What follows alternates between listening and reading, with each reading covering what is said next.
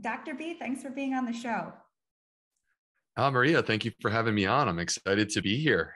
It's been crazy. I mean, I was with you 2 years ago, and I we have a full know. pandemic. Now we're back. I know. Wait, last time you were on this show, which it was a very popular episode, we were talking about your first book, Fiber Fueled, which has since become a New York Times bestseller, which is amazing. Congrats. And Thank now you. you're back to talk about the Fiber Fueled Cookbook, which I'm super excited about. The recipes look mouth-watering. So I want to know, what is with the love affair with fiber? Why is fiber so important? Gosh, I just feel like I don't understand why this isn't being discussed on the nightly news every single night. When I walk out into the street in the United States, if I find a random sample of 20 people, 19 out of 20 people are deficient in fiber. And when we look at the health benefits, when people actually consume an adequate amount of fiber, it would fix so much that is broken with our healthcare system. There was a study, my favorite fiber study, I guess we'll just jump right in here. My favorite fiber study of all time comes from Professor Andrew Reynolds, who's from New Zealand. And he basically compiled all of the best available data with regard to dietary fiber. So this is not fiber supplements. This is, are you getting enough fiber in your diet? And this study included a shocking amount of information about how humans respond to fiber in their diet. He had, I believe it was 132 million person years of information. So just to put this into perspective, the entirety of human history is only about 3 million years. So this is like looking at the entirety of human history 40 times over. And when they performed their analysis, they found that when people consume an adequate amount of fiber, when they increase their fiber consumption, they are less likely to have a heart attack.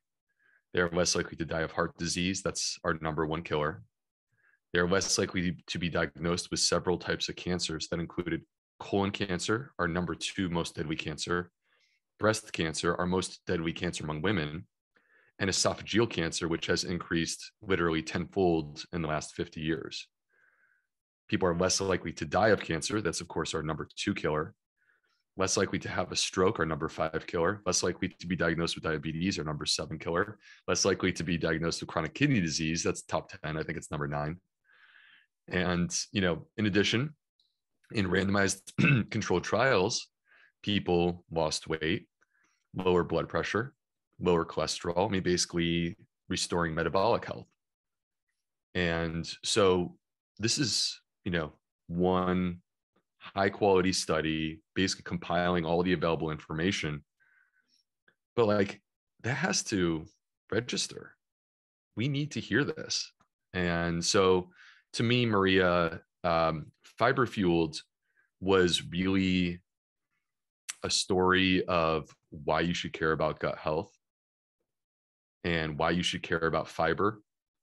And it's this connection between dietary fiber and our gut microbes that really explains this study that I just shared and all the benefits that we see. So that's what Fiber Fueled was. Very proud of the book. It was a passion project. But there's unfinished business from my perspective, because the problem is that people were coming into my office or they were reaching out to me through social media and saying, Dr. B, look, I'm on board. I want to do this, but I am struggling to do this. I'm struggling to eat more plants, to eat the way that you described, the way that you're recommending to us. And as a gastroenterologist, I just got to keep it real that cranking up the fiber in your diet isn't necessarily easy for many people. And there's a reason for that, and we can talk about it. But the bottom line is that I needed to show people actually how to do this. And that includes, for people who have food intolerances, overcoming those food intolerances. And so that became ultimately the Fiber Fueled Cookbook, because this is more than just a cookbook. This is basically a recipe-driven, choose your own adventure for gut health, where ultimately I want to take you on this journey that's a personal journey. It's your own version. It's whatever you want it to be. But we end up in a similar place at the end, which is we're celebrating a healthy gut. So that's what the book is about. Well, you bring up a really great point in that there is this paradox with fiber. So it's really good for you. We have tons of research to suggest fiber is an incredibly important part of the diet. But for many people, when they start adding fiber in, especially if they're not used to eating fiber, what happens? Bloating, digestive issues. It's not fun at all. So why is this the case? What's going on in the people that are experiencing digestive issues when they start consuming more fiber? Yeah, I think it's one of these things. So first of all, let me say that, like, I actually am a very strong believer in a intuitive approach. And so I do think that, like, connecting to our own body and listening to the cues that we receive is very important. But there are moments where an intuitive approach can actually not be the right choice, even though it's completely rational and I get it. And I think that this is one of those moments where providing the education necessary to actually understand what's happening with your body is very important for people in terms of their decision-making process. When you struggle to consume fiber, the problem is not fiber. The problem is the digestive system. It's hurt. It is really struggling to do its job. And as a result of that, when you introduce the fiber, which is more complicated in terms of what we're asking the digestive system to do, then people can manifest symptoms. And again, this is because the digestive system, the gut, is not in a good place and it needs to be repaired. Now, the unfortunate irony of the entire thing is that it's actually fiber that repairs the gut. And so it makes it quite complicated for people, because I totally understand where the motivation would be to remove this food from your diet, because look, it hurts me. Why would I eat that? But actually, when we remove foods, the part of our gut microbes, our gut microbes are adaptable. They are constantly shifting and changing, and they're basically trying to accommodate whatever we're asking them to do. It's quite similar to what our muscles do with regard to exercise. You know, we don't wake up marathon runners. We become marathon runners because we train. We build ourselves up to that point. You know, we don't wake up and be professional bodybuilders. I mean, I'm not anyway, but but we don't wake up and do these amazing things with our body. We go through a process of asking our body to adapt to what we're asking it to do, and allowing it to grow stronger during that process. And so when a person struggles with fiber, they have a damaged gut. It's in a position of weakness. It needs to be healed. We actually want the fiber to heal the gut. It's actually a critical part of it. And just to explain that real quick, fiber is not digestible by human enzymes. This is part of the struggle that exists. But our gut microbes living inside of us, the 38 trillion microbes inside our colon, they have the enzymes. They have the functional ability to break down fiber for us. And when they do, there's actually an amazing cascade of benefits that start to take place, where these gut microbes, they break down the fiber, they consume it, they grow stronger. And they're actually more capable of helping to support our health. But then they also do like this magic trick where fiber stops being fiber and it actually transforms into what are called short chain fatty acids. Butyrate is the one that most people have heard of, but there's also acetate, propionate. And in the 20 years that I have been studying medicine, these are the most anti-inflammatory, most healing things I've ever come across. And we get them by consuming fiber. And right there in the gut, just to kind of speak to, healing the gut, many people have heard of leaky gut. You could use the term dysbiosis. So leaky gut, basically there's 3 things that are happening when a person has leaky gut. 1 is that there's less good guys. 2 is that there's more bad guys. And 3 is that we have actually broken down the barrier that lines the intestine and created, like, basically punched holes in it. And now things are able to get into the bloodstream that they're not supposed to be there. And that's hence the term leaky gut. So when we think about these three things, short chain fatty acids actually address and repair all three. Short chain fatty acids actually enhance the growth of the good guys, suppress the growth of the bad guys. Like many people have heard of salmonella or Shigella or E. coli. Those guys get suppressed directly by short chain fatty acids. And then finally, if you want to repair the gut barrier and effectively rebuild the wall that's surrounding the castle, then we actually need the short chain fatty acids to repair the proteins called tight junction proteins. And when you bring them back together, you're basically closing these holes that have been punched in the wall. And now we have an intact barrier, and these things that cause inflammation are no longer getting into the bloodstream. And, this is how we get ourselves back to a healthy gut. So the point being, Maria, that we do want the fiber. We don't want to reduce the fiber further. We're already in a tough, sort of jam because of how much we've reduced the fiber to start with. And that's just frankly, the way that we were raised. But we, at the same time, need an approach that allows us to bring the fiber back in and build up towards, what would be considered a normal serving size of fiber, making that a goal, but taking the time to get there in the same way that if you're recovering from an injury, you got to take the time to recover from the injury before you go back to the gym and start pounding the weights again. So that's sort of the approach that we need to take. Yeah. And I think it's important to emphasize the fact that if you are growing up eating a standard American diet, like I have, you have as well. I saw what you wrote about some of your favorite foods in the book, prior to your fiber fueled epiphany.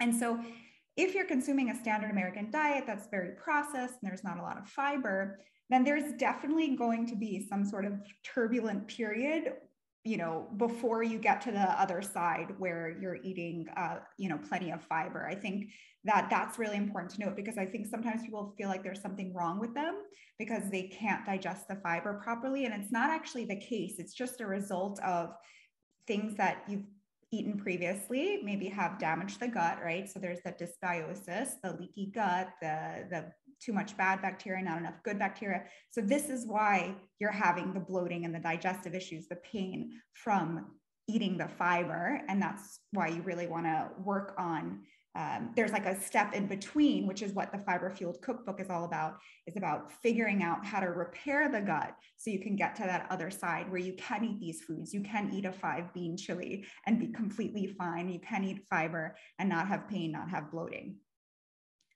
Yeah, I think that's exactly right. And I think there's something that's actually very empowering. And one of the things that I've discovered as a medical doctor is that people need to feel hope, hopeful, right? They need to see that there is the possibility of healing.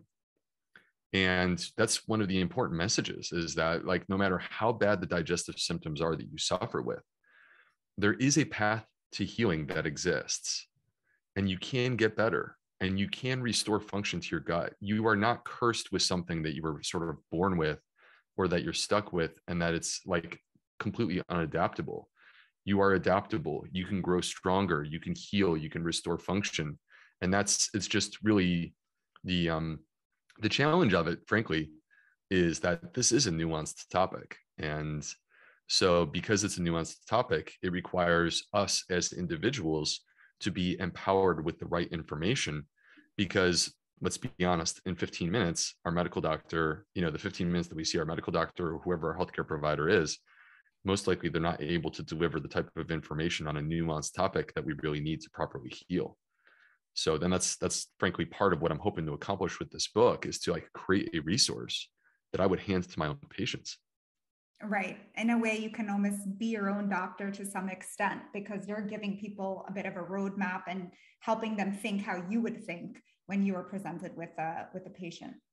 So now, before we get into the how we're going to heal the dysbiosis, I just want to put a little pause and ask you, so what are some of the things that are throwing our gut into dysbiosis? Of course, a low fiber, highly processed diet is one, but what are some of the other things in our diet and lifestyle, really, in modern life that are throwing the gut microbiome off? Yeah, I think it's important. I'm glad that you brought the lifestyle into the equation because I feel like it's so easy for us to just fixate on food. And I frankly am guilty of this, where, I come onto a podcast and I talk about nutrition for an hour. And then in the last 30 seconds, I'll be like, and there's these other things. So I'm glad we're touching on that right up front here. So food does matter. On an average day, each one of us is consuming like somewhere in the range of 2 to 3 pounds of food, sometimes more. That's a kilo of food. I mean, that's a lot. It's all coming into contact with our gut microbes. And ultimately, speaking of adaptation, like they're going to adapt and change based upon our dietary choices. So, if we have a diet where, let's look at the modern American diet, it is 10% plants, it is 60% ultra processed foods, and it is 30% animal products. And so it's not to say, like, first of all, you can be healthy and consume some ultra processed foods. You can be healthy and consume animal products. But I think the point from my perspective is the balance is nowhere close to there. We are like 6 times more calories from processed foods than we are from like real stuff that grows in a garden. And again, I think there are actually many paths. I think it's important for people to understand that I do believe that there is no one size fits all, and that there are many paths to having a healthy diet. And so it's not just like, hey, this is the only way to be if you want to be healthy. This is part of why I really encourage people to find what works for them. But when we think about this balance of, plants and processed foods and animal products, the overwhelming evidence indicates that we are healthier human beings when we are leaning hard into the plants. And so I'm a firm believer that a plant predominant diet is the path towards optimal human health. It certainly makes sense from a gut microbiome perspective. And so with regard to the question, like why are we dysbiotic in 2022? Part of it is that we have this diet that is so disproportionately skewed towards stuff that's not helping our gut to be stronger. At a minimum, devoid of fiber, at a minimum, and perhaps in some cases, actually like causing harm. So you're not a fan of the carnivore diet, I'll take it. I am not a fan of the carnivore diet, and I have to be honest about it. Now, if data were to emerge that were very convincing, I would acknowledge it. At the end of the day, I'm a medical doctor, and I believe in allowing, like, Maria, we have a problem where I think in society these days, where people plant their flag and they dig a trench and they defend that position. And that actually doesn't really help us because science evolves. And so, to the best of my ability, recognizing that I have my own inherent biases based upon what like has worked in my own life or what I've seen work for my patients, to the best of my ability, I want to hop on the horse of science and just ride it. And so with the carnivore diet, we don't have any real data. But what I do know is this, that our number one cause of death is heart disease, right? This is killing more people than the pandemic did. And that it is, I have never come across a person eating a carnivore diet who has a normal LDL cholesterol. I don't think it exists. I don't think it's possible. I would love to see someone do it, because I don't think it's possible. And the problem is LDL cholesterol. We have overwhelming evidence to indicate that this is an independent risk factor for heart disease. And it's not just epidemiology data. One of the challenges of studying things like heart disease or cancer is that it takes a long time for it to develop. So can be challenging to do randomized controlled trials for this type of stuff. But LDL cholesterol has been defined as an independent risk factor. Cardiologists are talking about this a bazillion times a day at clinics around the world. And part of the compelling evidence that this is legit is not just, do we associate LDL cholesterol with people having heart attacks? Yes, that is like overwhelmingly there from around the globe. But when we actually bring new drugs to market, we do phase 3 clinical trials, which will include, at least hundreds, if not thousands of people. And Maria, we have drugs that lower LDL cholesterol and lower LDL cholesterol through different mechanisms. So they're not working the same way, but they're working towards the same endpoint. Let's reduce LDL cholesterol. And these different classes of drugs reduce the risk of having a heart attack. It's quite hard to deny. And so I just worry that people who do this, we should not be running towards diets that increase our risk of the number one cause of death. And I'm worried that when we get long-term data, if we get long-term data, that's what we're going to see, because it's just the writing is on the wall. And so, let me though say this, like, for what it's worth. First of all, the people who do this diet, I mean, my impression of them is that they're just trying to feel better, trying to heal. And so recognizing that, like, I love that. The attitude is the right attitude. The audacity to actually make changes to your diet. Most people actually don't have the gall to do that. So I do give full credit for people. And it's the misguided world that we live in, that you can get misinformation out on the internet and it can seem very credible and reliable. And it's hard for a layperson to really know how to sort of sift through that. And the other thing I'll say is that we actually don't have any clear-cut data that the carnivore diet improves autoimmune disease, but I have seen a bazillion people on the internet who claim that it helps them do that. And so, I acknowledge that. And I actually think that the reason that exists is that they're eliminating ultra-processed foods. I'm of the belief that the ultra-processed foods are in fact the problem. And so if we eliminate those ultra-processed foods, that's actually something that you'll find common among many forms of diets, including carnivore diet, including a paleo diet or a Whole30 diet, or including a whole food plant-based diet. And so when you successfully do that, I do think that there's value that we get from our health. It's just like, is that long-term health that we're going to get? Or is it just that we're helping with the autoimmune disease, but we're going to make a compromise in order to do that? Those are the questions. Right. So, and with the autoimmune disease, the AIP protocol, which does include meat, but it also includes a boatload of vegetables, 9 servings of vegetables a day, which is a lot more than most people are even close to getting, So I appreciate your very measured approach to it. But I think that there is so much data on plants, like on the flip side. So there's not a lot of data on carnivore at the moment, but there is so much data on plants that it's hard to deny that plants are good for us. Well, before we get to those other, because we kind of went off on a tangent, and I'm sorry, I took us in that direction. No, that's my fault. Okay. I interjected with the carnivore question, but the sort of demons in plant food that people like on the carnivore diet or these meat heavy diets talk about are things like phytates and lectins, which are components of certain plant foods. Can you just share a little bit about phytates and lectins and why they're not the devil? I think that probably the easiest way, because one of the challenges, Maria, is that when people put stuff out there, even when it's just frankly complete misinformation, it actually creates a lot more work for the person who's trying to fight back against it.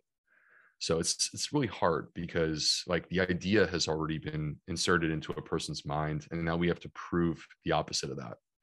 So, but to me, let's look at the diets of the healthiest populations that exist throughout the world.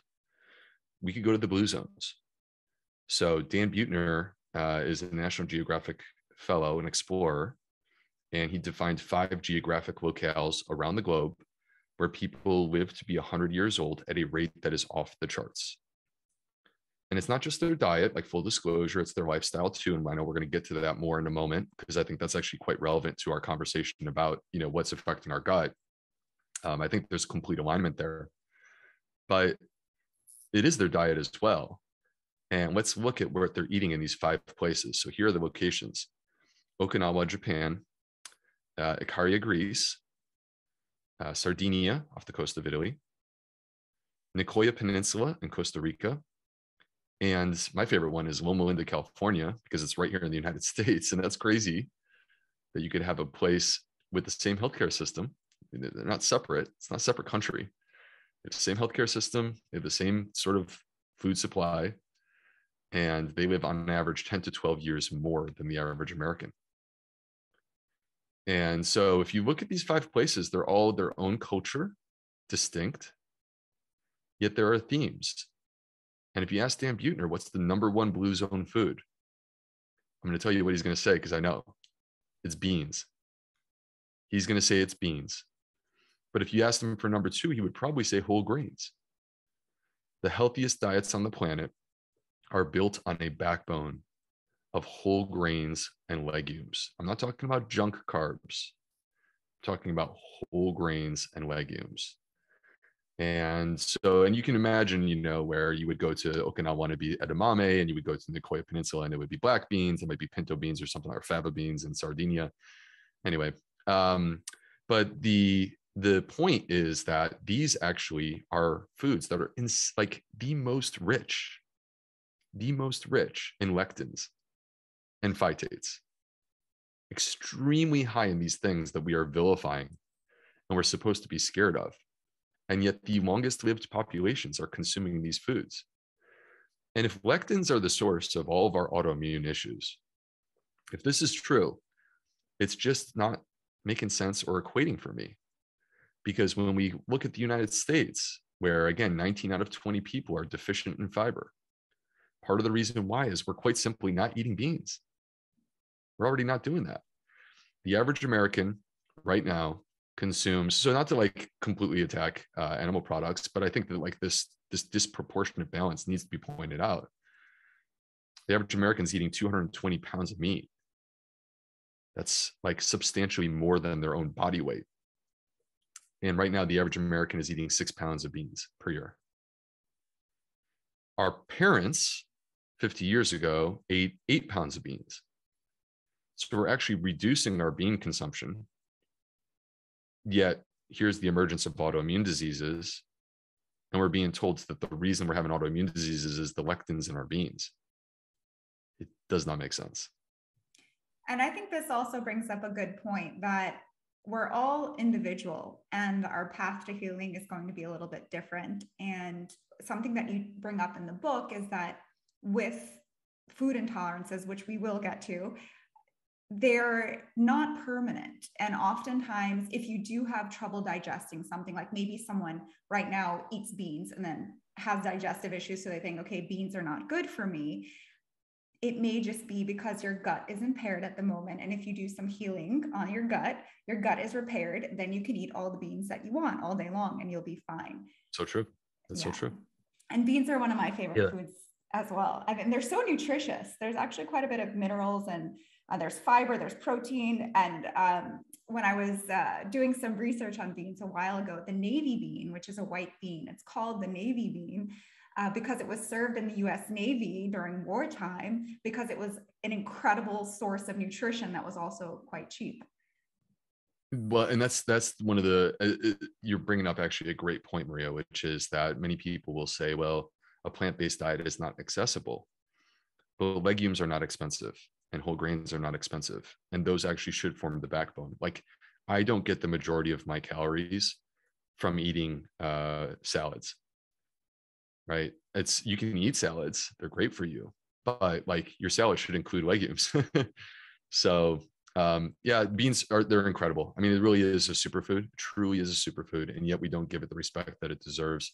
And when you think about the gut microbiome, you mentioned the fiber, but legumes are a great source of resistant starches. and also polyphenols. And these are basically the three classes of prebiotics. You get all three types of prebiotics from one food. So there's so many questions I want to ask you, but let's just finish one of my earlier questions, which is what's throwing our gut off in terms of dysbiosis? So we have the diet, that's down. What are the factors in our lifestyle that are also causing our gut issues? Yeah, let's think about how we currently exist and how this has like radically changed in the last 100 years, right? We are nowhere close to ancestral lifestyle. I'm amused by people who are ancestral and they hop in their car and drive to work. Like that's not ancestral. We're sedentary, right? The TV, video games, the car, that has changed a lot in our life. We're not moving our body. Our sleep and our circadian rhythm is completely disrupted. Most people are not getting an adequate number of hours of sleep. And even if you are, which the minimum should be 7 hours, but I really think we should be closer to 8 hours on most nights. Even if you are getting that number of hours of sleep, if you are up late at night on your phone, on a tablet, on a laptop, or looking at the television, the blue light that you are being exposed to is actually disrupting your circadian hormones like melatonin. And that can actually have negative consequences on our gut microbiome. So there are these elements to our lifestyle that are affecting us. Think about the things that we put onto our body on a daily basis when we wash in the shower or when we brush our teeth. Think about our water supply. I love that our water is clean. We're blessed. There are many countries in the world where they don't have that. But is there a compromise that we're making with the things that we use to clean our water? And could it be affecting our gut microbiome? Think about the lack of time that we spend in nature. We build this house and it's basically a sterile edifice. Like there are no microbes, very few microbes within the house. Whereas if we lived outdoors, we would be basically coming into contact with microbes 24 hours a day. So, and then I think the last thing that's so important and worth mentioning and not discussed enough is stress and our emotional state. So overwhelming evidence of how important this is, because basically if you were to zoom in on what's happening inside your body, there's actually a physiologic response where when you feel stress, your brain, the pituitary gland, will release a hormone called CRH, corticotropin releasing hormone. And this will actually set off a cascade that is your stress response. That if you look downhill at what happens as a result of this cascade, you would discover it's inducing dysbiosis. And this is the reason why many of us during times of stress, like an acute stress, we will manifest symptoms in our gut. It could be bloating or gas or pain, cramping, diarrhea, or constipation. But the point is that your gut is being disrupted, not by your food, but by the acuity of the stress. And when we think about stress, think about our modern world where we are being exposed to stress, like, through triggering media or social media or a pandemic or a war, and there's just all these different things that, 200 years ago, we wouldn't have even known that there's a war happening because the information wouldn't have gotten to us by now. So, and I do think this is very important because I've seen this time and again in patients. Like a quick story, Maria, I hope you don't mind. I had a patient recently who she has ulcerative colitis, and so this is a chronic inflammatory disorder. Her colon gets inflamed and raw because her immune system is attacking it. And she is young, she's single, she can't date because of fear of this issue. She wakes up at night to poop. She doesn't have a lot of control over it. There's urgency. She has to rush to the restroom. So I've been working with her for like 2 years, and I've been pulling out all my tricks and humbly failing. She's not getting better. We're both frustrated. And she comes to my office recently, and I walk in the room and instantly I just see she's glowing. She looks like a new person. She's got a big smile. And I sit down and she says to me, Dr. B, I'm all the way back to feeling like myself again. And I was just like, wow, what happened? Because I tried. She said, I realized that my job was negatively affecting me. I hated going to work every day. My boss would like demean me in front of my peers. And I decided that it was time for me to like have the courage to make a change. So she did that, and she found a new job, and they treat her with respect. And all of a sudden her ulcerative colitis went into remission. Like it's gone. That's incredible. And it's such a great reminder. I know you said this earlier, and I'm guilty of it too sometimes, is we want to focus on the food because the food is so tangible. And even though it's not necessarily easy to change your diet, it's easier than dealing with, changing your job, for example, quitting your job and finding a new job, or dealing with a trauma, or those types of things are much bigger animals. So we tend to try and do everything we can with the food. But if you're doing everything with your food, I actually just posted a reel about this. If you're exercising and your food, you're eating healthy food, but you're not healing, you have to look a little bit deeper. It's time to look at stress. It's time to look at what's going on with your mental health. You have to focus more on your peace and happiness. And often that is the final piece of the puzzle to get your body into a state of healing. So true. So in the book, you talk about that there's two primary food intolerances, or the two ones that I guess you see the most often that are causing digestive issues for people. And those are histamine intolerance and an intolerance for FODMAP foods. I feel like we hear about FODMAPs more often than histamine, although histamine, I'm hearing about it more and more lately. But let's unpack each of these. We can start with FODMAPs. What is FODMAPs, and what do you want people to know about FODMAPs? All right, so FODMAPs are sort of the classic food intolerances. Most of us, when we think of a food intolerance, so first of all, food intolerance is when we manifest digestive symptoms that we don't want in association with eating a food in like normal quantities. So if you take milk, for example, if we try to drink a gallon of milk, we're all going to have diarrhea.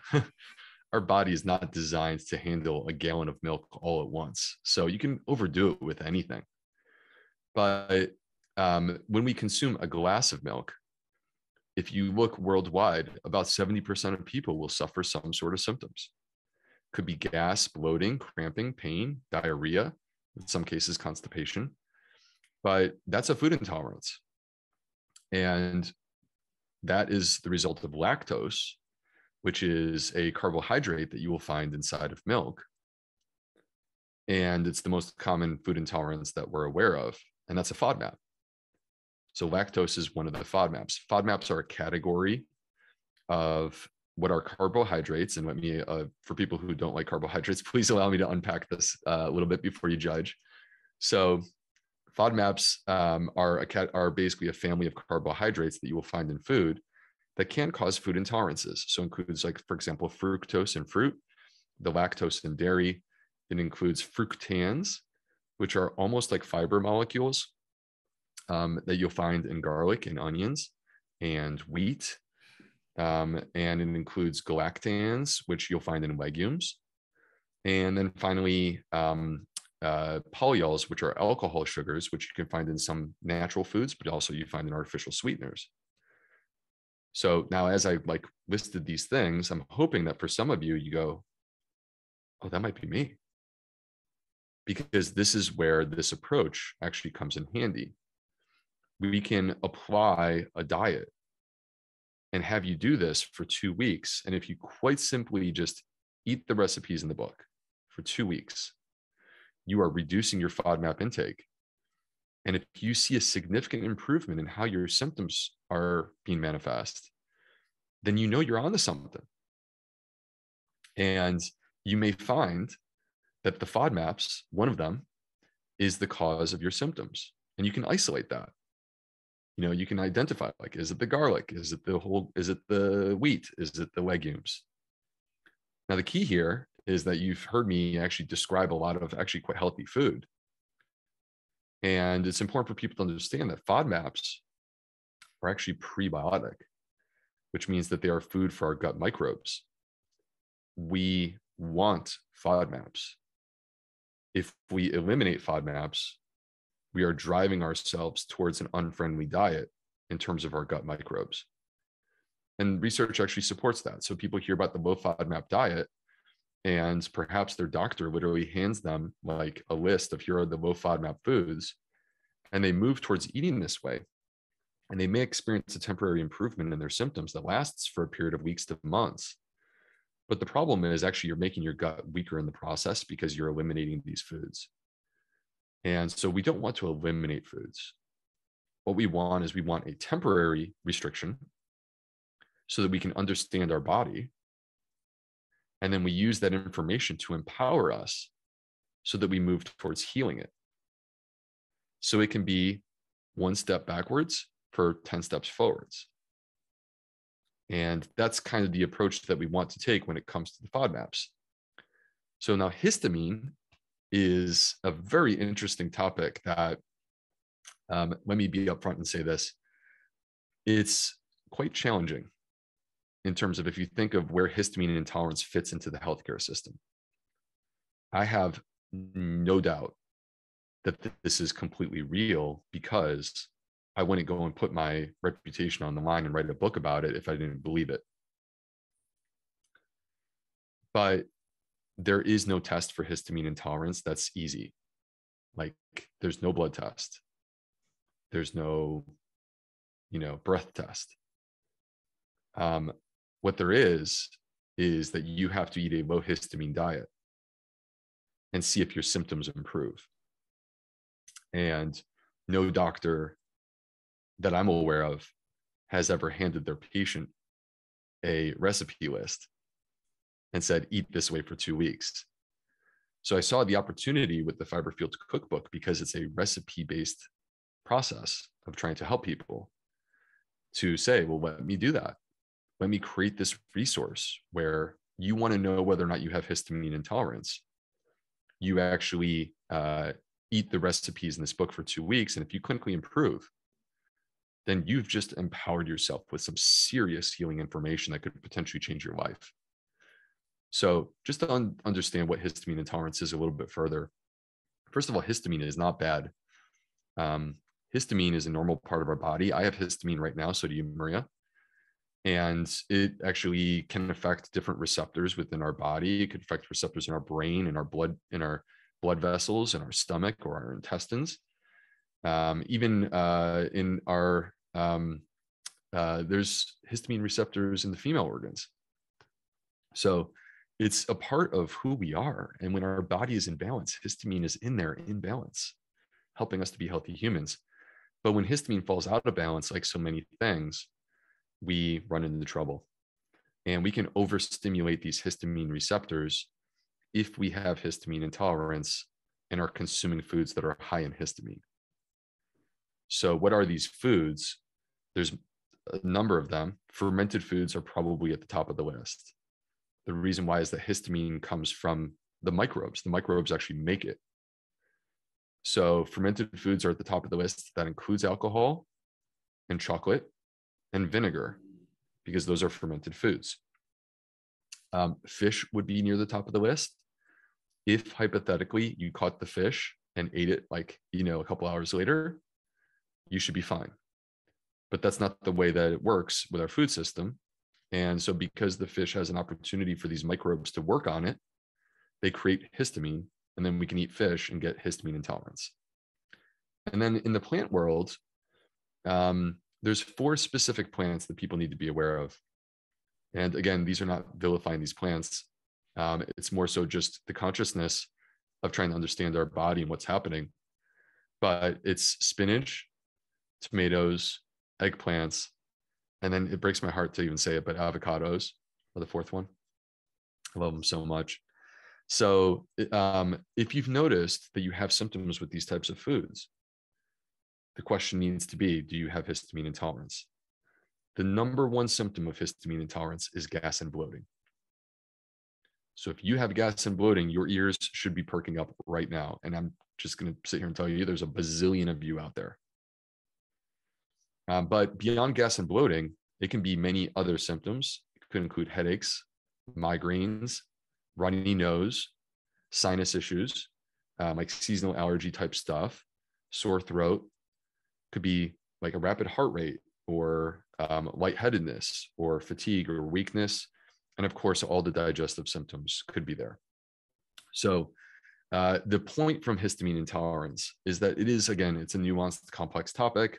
We don't have a blood test for this. Because there's not a blood test, it's very hard for your doctor to like even test you for histamine intolerance. But what I'm offering you is, look, here are the symptoms.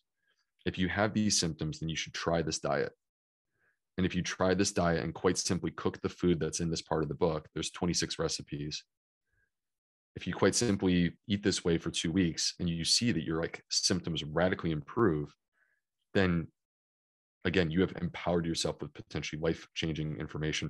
Maria, I forgot one thing, and I feel silly because it's your podcast, and your podcast often focuses on skin, but there can be skin changes too with histamine intolerance, and that's actually an important one. You can have flushing, you can have hives, you can have a rash. So that's the other thing to be aware of. Yeah, you said so many great things. And one thing I want to just emphasize is that what you mentioned about how with food intolerances, in particular the histamine intolerance, but I really think across the board with food intolerances, it's very hard to do a blood test or any kind of test diagnostic that's going to be 100% accurate. There's some level of accuracy, but a lot of times people will get a test result that will say, oh no, you don't have this food allergy, but yet every time they eat it, they're having symptoms. And so I do think that these food eliminations are really the best way. And it really only takes 2 weeks of eliminating the food. You could go a bit longer, but the idea is to eliminate the food for a period of time and then reintroduce it and see what happens. And in that 2-week period or 3-week period, you'll know if you want to continue with this food or not, or if you have an issue or an intolerance to this food or not.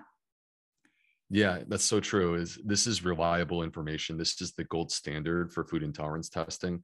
And anything outside of this, like the world that we live in right now, there is no poop test, blood test, saliva test, hair test. And it can create, confusion. And so it's important to be cautious about that. Yeah.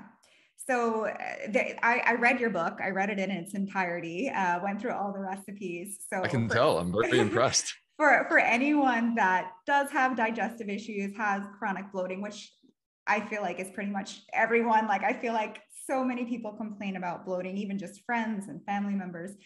So if you have any digestive issues, definitely check out Fiber Fueled and the cookbook. We're running out of time, but I do want to ask you 2 last questions. First off, since we are talking gut and gut healing the gut lining, what are your thoughts on bone broth and L-glutamine? Because there is some research that L-glutamine is helpful, and everyone talks about bone broth. So what are your thoughts on that? And do you have an alternative broth that you like? Well, so the issue with L-glutamine, I'll touch on both. So L-glutamine, first of all, let me say that I actually use L-glutamine myself, but I don't use it for gut health purposes. I use it for exercise recovery. So because glutamine is the most abundant amino acid in the body, and it's important that we have adequate stores when we're sort of pushing our body. The research where L-glutamine has been used as a vehicle for better gut health, the amount that's being used is extremely high. So like I typically will use 5 grams of glutamine. And in most of these studies, you'll find that people are using 20 grams or more. And it's in a very acute setting, like a person who's, extremely ill in the intensive care unit. That's I don't know that it's really fair to make assumptions what we see there. And then a normal person who, has digestive health issues and is just trying to feel better. Like it's not really a one-to-one comparison from my perspective right there. So I don't think that you're going to hurt yourself with 5 grams of glutamine per day. If it's something that you want to try and you find that it makes you feel better, then I actually celebrate that win.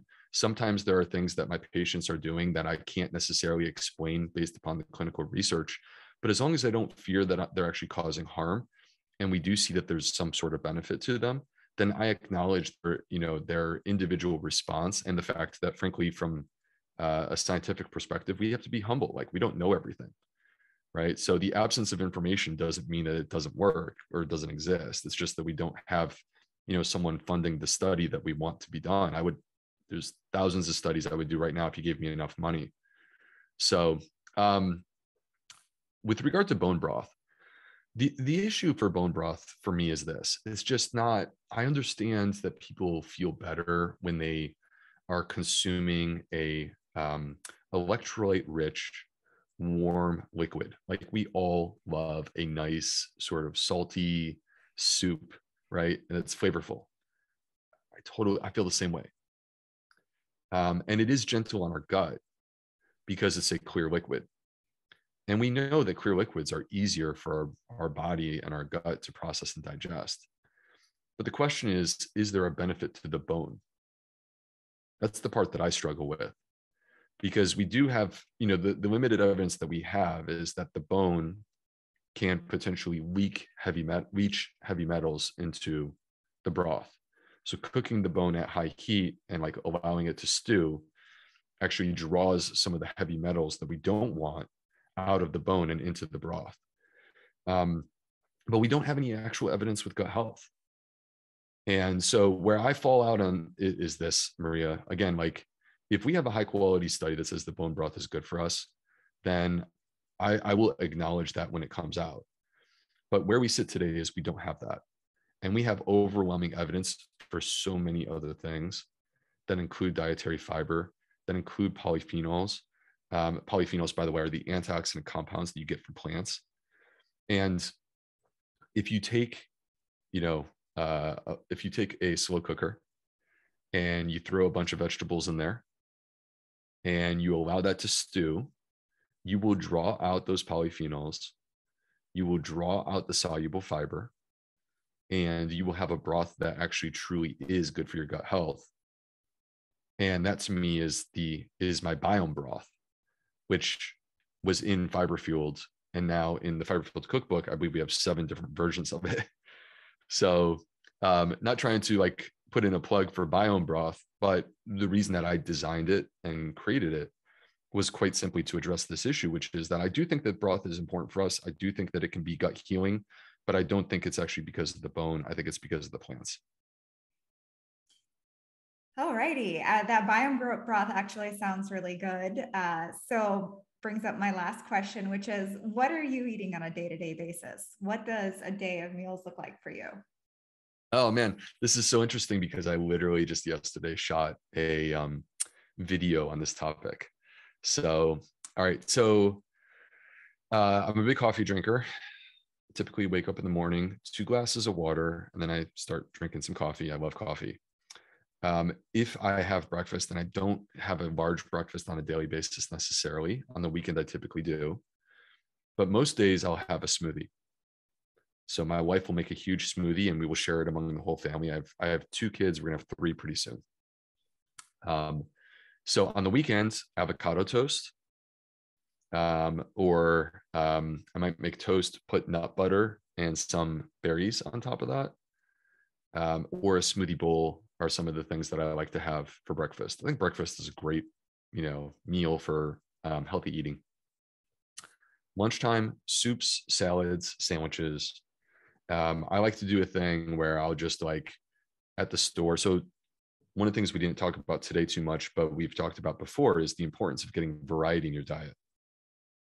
We want as much variety in terms of plants as possible. So when I'm at the store, I'll just like grab plants that sound appealing. Like, I'll grab, the colorful red peppers, red, yellow, orange peppers, and asparagus and red onions. And anyway, I just call it an empty the fridge salad, where I just grab literally a mixing bowl. The regular bowl is too small, and I'll throw some greens in there, and then I'll just start grabbing plants and throwing them in this bowl, trying to get as much variety as possible. And then I'll top it off with extra virgin olive oil, balsamic vinegar, and some spicy Dijon mustard. Just kind of mix it all up together. So that's my lunch. And then dinner, we talked about how the healthiest diets in the world are based on whole grains and legumes. And that's actually what I will eat. I will eat typically something that's a variety of a whole grain legume bowl. So last night for dinner, it was brown rice quinoa, black beans, and then it was a deconstructed burrito bowl. So avocado, tomatoes, red onions, corn. I actually put some broccoli sprouts in there, even though that's not truly like sort of a Mexican flavor. Had some jalapenos, and then I topped it off with salsa and this really good habanero hot sauce that I love. I'm starting to drool thinking about it. So, and that was my dinner, and it probably had 10 or 12 different plants, and it was delicious. It sounds so good. Well, thank you so much. This episode has been really insightful. And for anyone who wants to check out Dr. B's new book, The Fiber Fueled Cookbook, you can get it on Amazon or wherever books are sold. And you can also find out more at theplantfedgut.com.